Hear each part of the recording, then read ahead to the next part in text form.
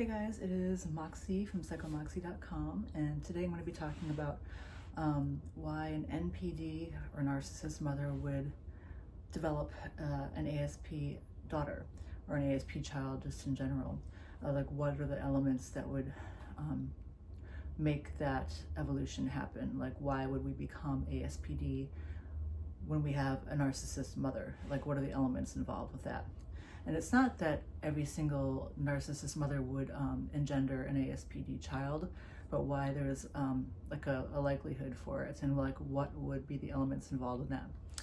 So, and there, what are the traits of an NPD that would make that happen? I'm just kind of repeating myself now.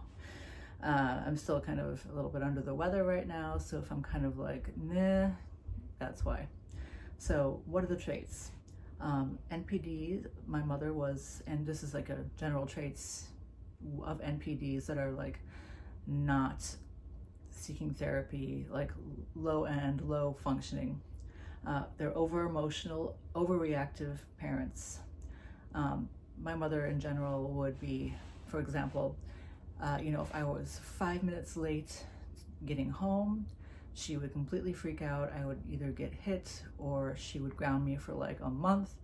And this is from the age of 6 on. Like the minute I was allowed to like play with friends outside of the house, 5 minutes late, it would just be like a fiasco.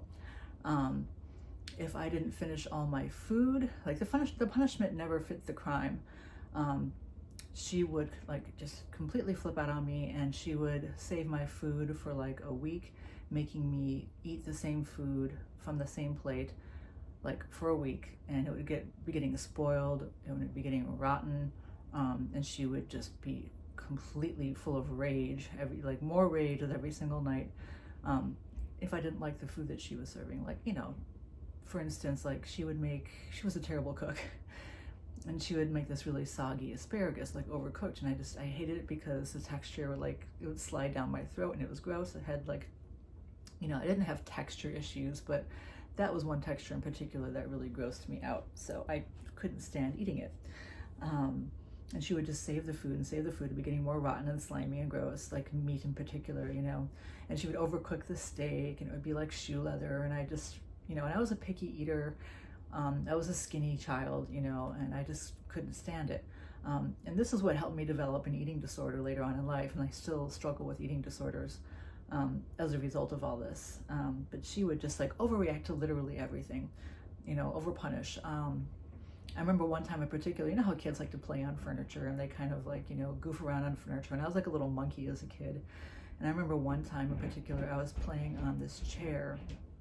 I was how some chairs have there's a seat and there's an opening between the back, the seat and the backing, and I was climbing through that, and she came in the room and she saw that, and she dragged me out by my arm, almost dislocated my arm, and beat me into a living pulp. I mean, stuff like that, just completely over emotional, overreactive. She would scream her head off at every little thing. So as a result of that, my emotions just got pushed further and further down, and I'm completely unreactive to most things. Because of that, and because of her over emotional reactions, I would get more and more disdainful as I got older, in particular my teenage years. Her emotions would just make me go oh God, just not this again. She is just, I thought she was ridiculous. At the same time being kind of afraid, until I got to be an older teenager, and I, retaliated and took the belt out of her hands and whipped her across the face with it, and never got beaten again. I learned to become A, fearless, and B, just unemotional, because it was it becomes sometimes the opposite of what your parents are. This is the extreme version of that. So that's one of the reasons my emotions are just so buried under, and just not there. My emotional empathy is just so low. NPD mothers tend to be very shaming. This is a collection of things I found just online about typical NPD mothers and how they tend to act when they are unevolved and super unhealthy. This is not all of them, obviously. Again, my spectrum speech, NPD mothers are very shaming, and like she would shame me for literally everything, for growing secondary sex characteristics. Like girls can't help growing things like breasts, but I'd be shamed for that.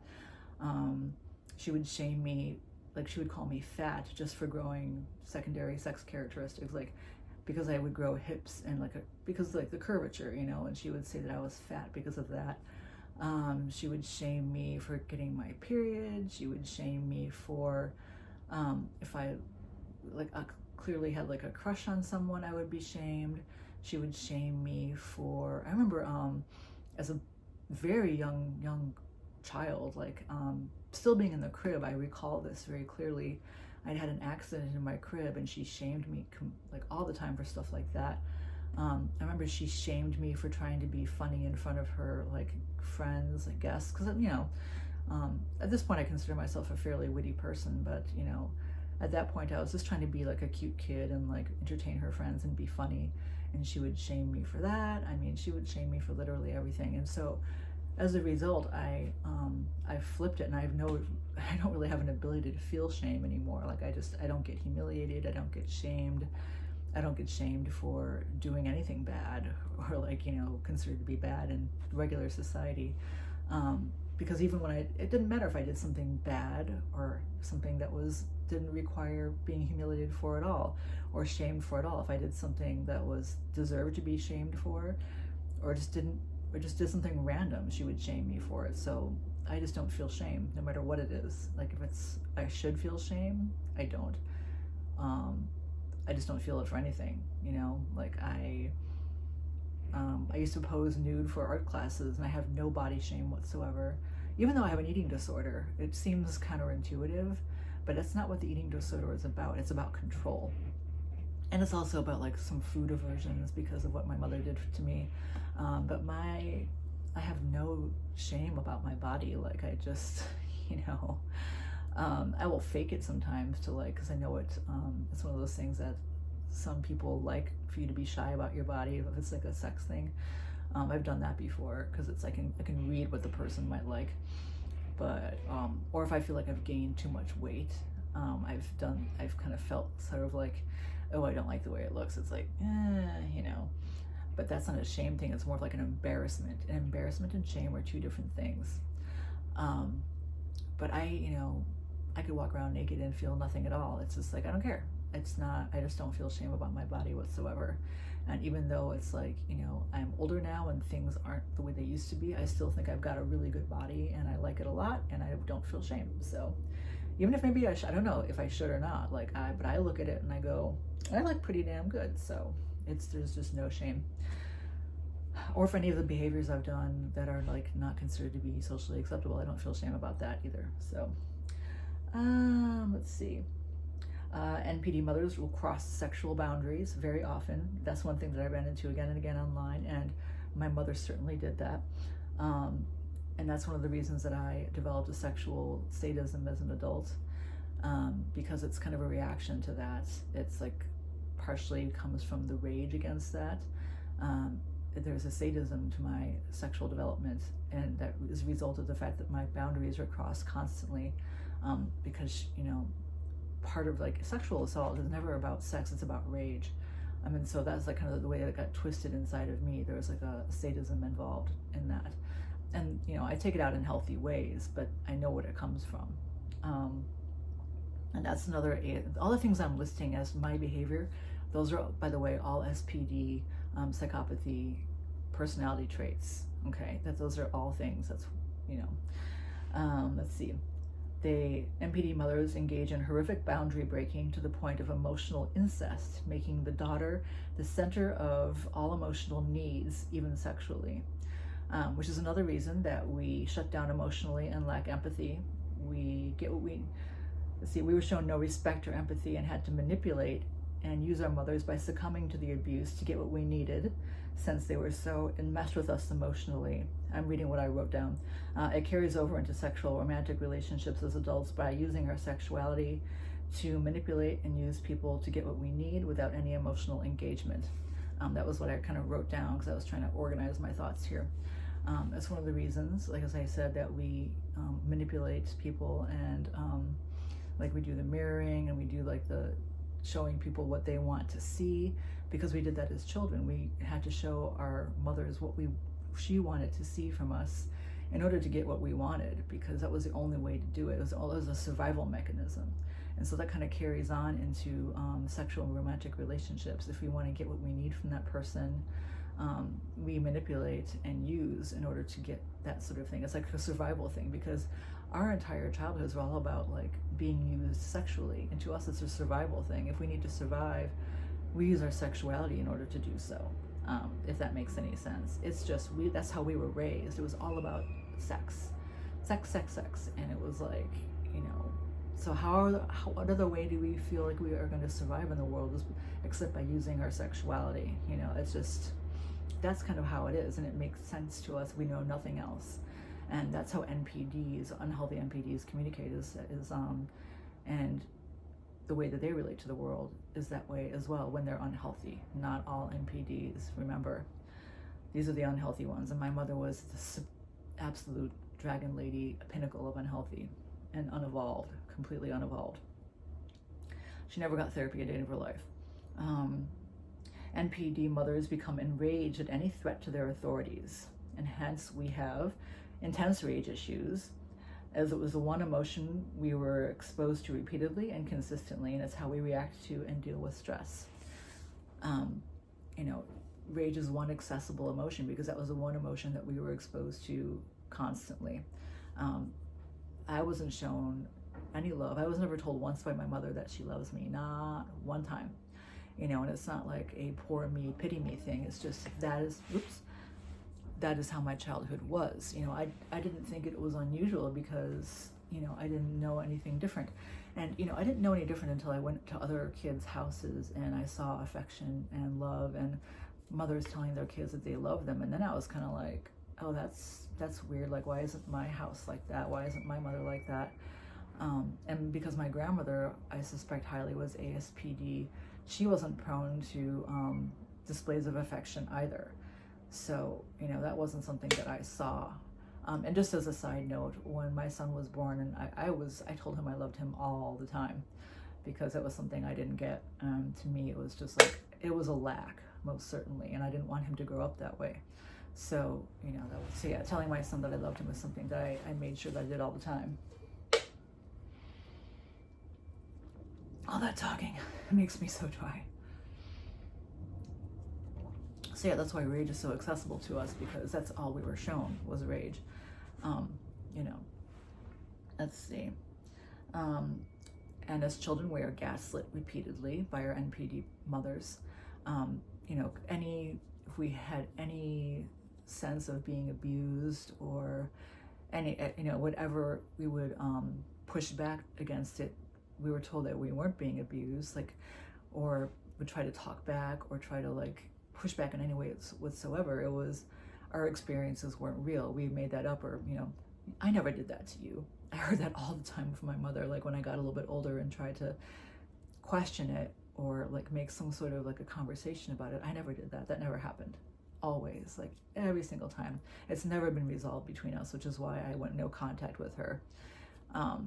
You know, and that's how we left it, and it'll never be resolved, and I understand that, and I've totally made my peace with it. But, you know, the gaslighting was just intense. It like made me feel crazy as a child. Like I was just, there's, you know, which is why there is so much of my childhood missing. There are many, many years that were just completely gone out of my childhood because, well, because of the trauma, because sexual abuse is very traumatic, but also because my mother was telling me again and again that this never happened to me, especially with the sexual abuse. Like, do you think she's going to admit that? I mean, absolutely not. There was no way that she was going to admit that she did anything so heinous to her child, right? You know, and I think in some level she was probably in denial herself. You know, she probably gaslit herself to some degree. But no, there was never any acknowledgement, never any admission. And the gaslighting was just constant. And so as a result, we learned to manipulate because it's how we worked around, this is what I wrote down. We worked around the gaslighting, which we were intelligent and astute enough to recognize as we grew older and used to the behavior. So, you know, we learned to manipulate And because that's how, once we recognized it, we knew that they would never acknowledge it, so we just manipulated ourselves around it because we knew what was going on, and so we would sort of, and I'm really good at recognizing gaslighting now, and I'm able to like talk my way around it and be like, oh yeah, and make them, like, talk them into a corner so they have no recourse but to, like, I can talk any gaslighter into a corner at this point, and I was able to even do it to my mother to a certain degree. Even though she would never admit it out loud, she would just shut up because she had nothing else to say. She would just, all she could do is respond with silence because she couldn't admit, but she couldn't say anything else to defend herself.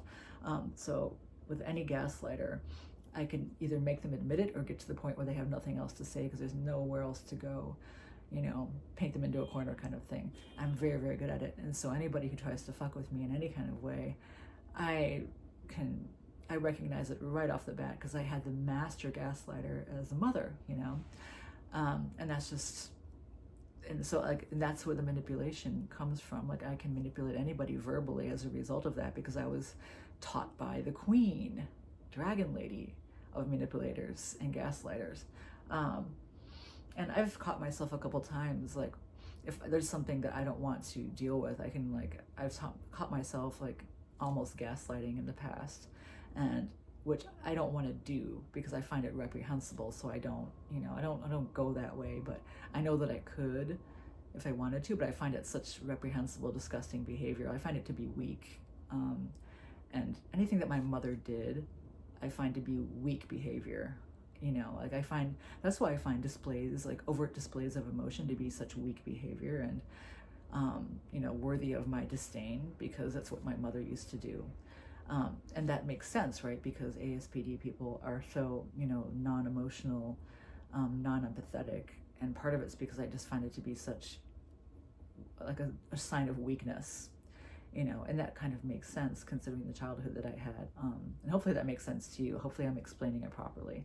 And then they NPD mothers will invalidate their children completely, constantly. So we become, because we were invalidated all the time, like our feelings were invalidated, our intelligence was invalidated. Like if I came home with a really good report card, or if I had a talent in something, or if I, when I first got my first modeling job, or if I was, showing talent in dance, like I was like achieving in all these different things, and trying to impress her in like my earlier childhood, and nothing ever impressed her. It was always like, you suck at that. Or like if I lost weight, even though I was skinny as it was already, and I lost more weight and I became underweight, she'd be like, you're still fat, So she invalidated every single thing that I did. So, first I became like achieving and all these different things, and like, achieved all these things, became a really good photographer, became a dancer, became a model, became a martial artist, became really charming, became really good at impressing people.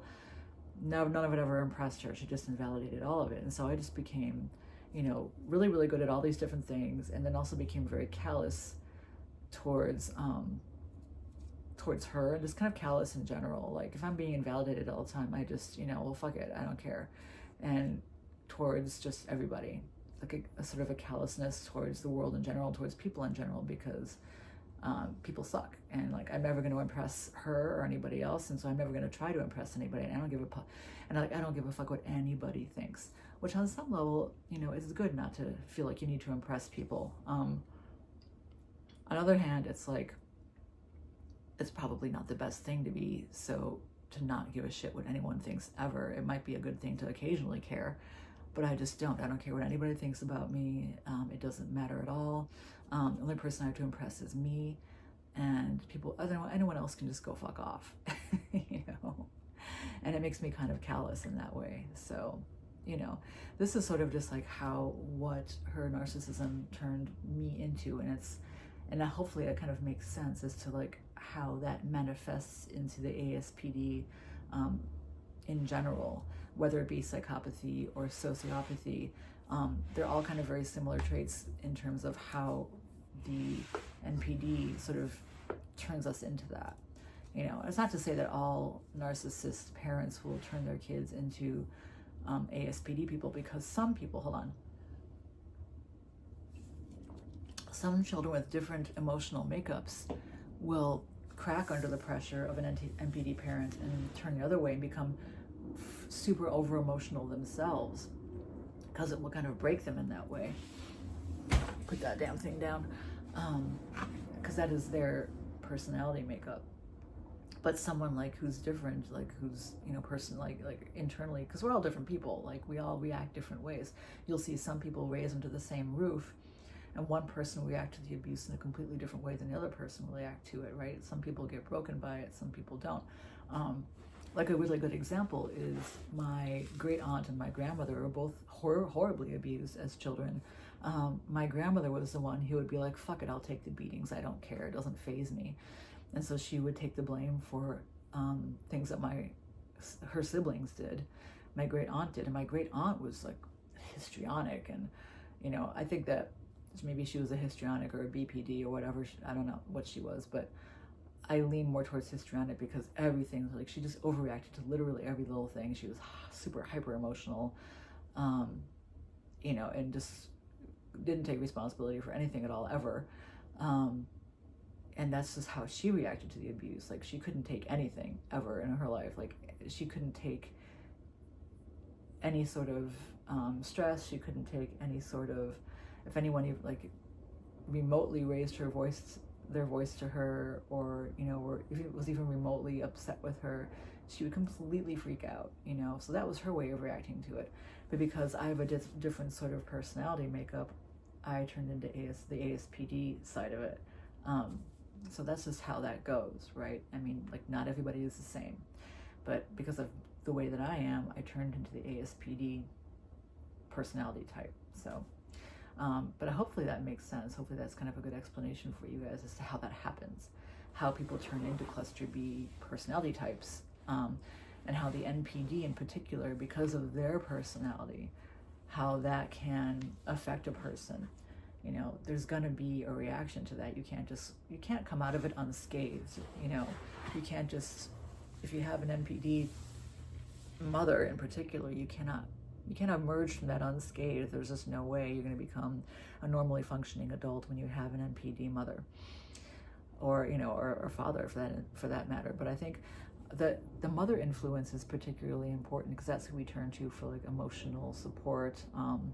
They're usually the main caregivers, and there's a certain kind of a bond that one has with one's mother.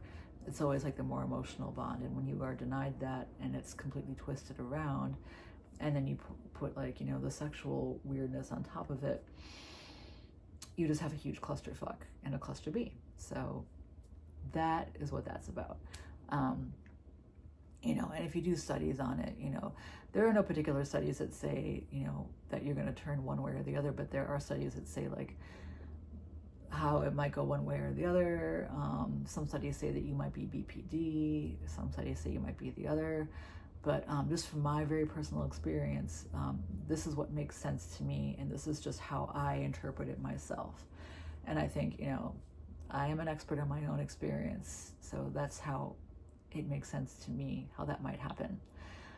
And I had like a grandiose, very abusive, very sexually twisted mother, and that's how it affected me, you know. So it might not affect someone else the same way, but it certainly affected me that way. I had no siblings growing up at all, so you know, I kind of, just for scientific purposes, I wish that I did, but I don't wish that anyone else had been raised by this person, because you know, one person suffering under this woman was enough, certainly.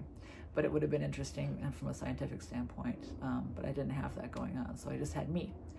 But I do suspect that, you know, with my grandmother having several siblings, not all of which survived, but she did grow up with several siblings, and they all turned out quite differently, but all of them were really fucked up. Like, I did not have a normal family at all. Like, all my great aunts and uncles, like they were all alcoholics, except for my grandmother. She was a strong one.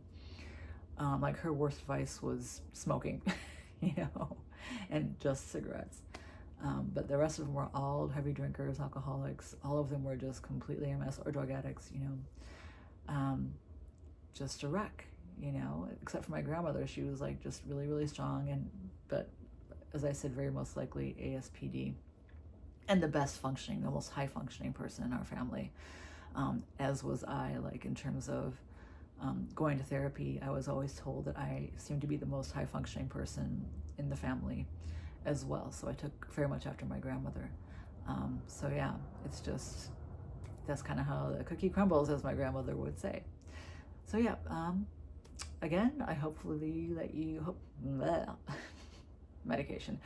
Hopefully you enjoyed this video. On a personal note, the shingles is still there, but the pain seems to be resolving a bit. I was kind of worried that it was going to be one of those situations where it was going to be like, I'm going to be the one who gets the pain for like a year straight. It's still there, but it seems to be resolving itself a bit.